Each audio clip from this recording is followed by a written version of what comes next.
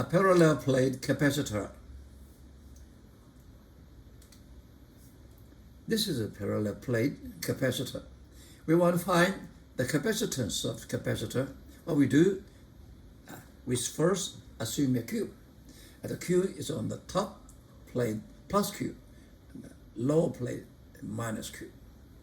And then second, we want to find the E between them. Okay, suppose at this point, any point is E. Okay, how do we do that? Okay, we use the Gauss surface. This is we take the Gauss surface. The surface is in the plate.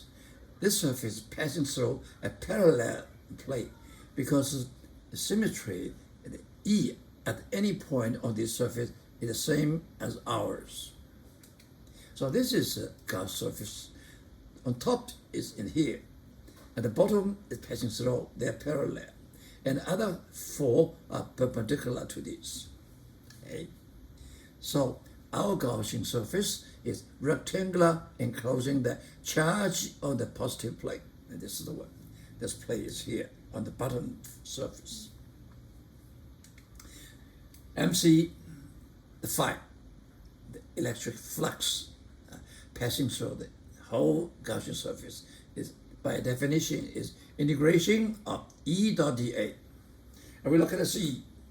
By symmetry reason, we know E is uniform downward because this is positive charge, the net charge. So E is uniform downward, perpendicular to the plate. And the dA, let's look at the dA. Okay. E top dA is 0. Why? Because E is inside the conductor inside E is 0. Let's see the side way. The side way we have 1, 2, 3, 4 side surfaces. Okay, we say on this surface E perpendicular to dA. dA is always out perpendicular plane outside toward outside. This is our definition, right? And E is always along this direction. So this is perpendicular. And this surface, dA is perpendicular surface, E is downward, so the perpendicular. So E dot dA on this 1, 2, 3, 4 side surfaces are 0. And then this surface on the left, E parallel to dA, dA is towards outside, E is downward, so E is parallel to dA, E dot dA equal to EdA. All right, we get this one, then we see integration. This integration, E dot dA, because they parallel, they equal to EdA.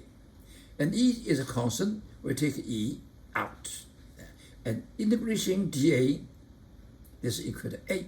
So this phi, this F is equal to EA. Very simple in this case. Okay, then we know this is the Gauss surface. Epsilon 0 phi equal to Q. Okay. Let's try this. We know this one. This is EA. But this is the charge inside this Gaussian surface. Here is just positive Q, right? Yeah. So this is epsilon phi EA equal to this one. This is just Q. So finally, we get E equal to Q over epsilon A. Then next, from E, we have found the V. So the path of the integration is along the heavy vertical line. Look at this one.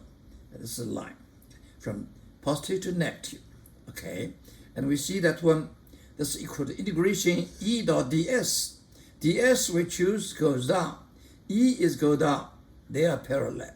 So E dot ds equal to E ds. And then we integration from positive plate to negative plate. Okay. And because E is constant, E takes it out. E ds equal to E ds. And E take it out. Integration ds become S. This is a D, ED. All right, we have V, all right? We have V. This is E, we put E inside. C equal to, by definition, equal to Q over V, Okay, what is V? Nah, the V is ED. What is E? E is Q epsilon A. So it become this Q, okay, is epsilon EA. V is ED, Q over 0 A. So we get C is epsilon 0 A over D. This equation is, we are going to use it, is for parallel plate capacitor. Where the C is proportional to the area, inversely proportional for that separation. And epsilon 0 is the permeability as constant. Okay. We'll use this electroscope to show how the voltage on a charged capacitor changes as the distance between the plates is changed. The two plates of this capacitor are hooked up to the electroscope, and the capacitor is charged by touching it with a charged rubber rod. If we increase the distance between the plates, will the voltage increase, decrease, or stay the same?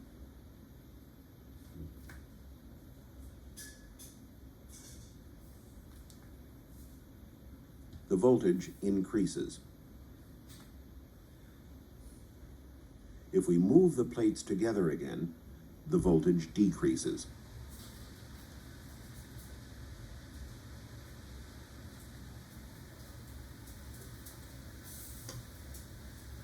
This animation shows how the charges move when the separation between the plates is changed.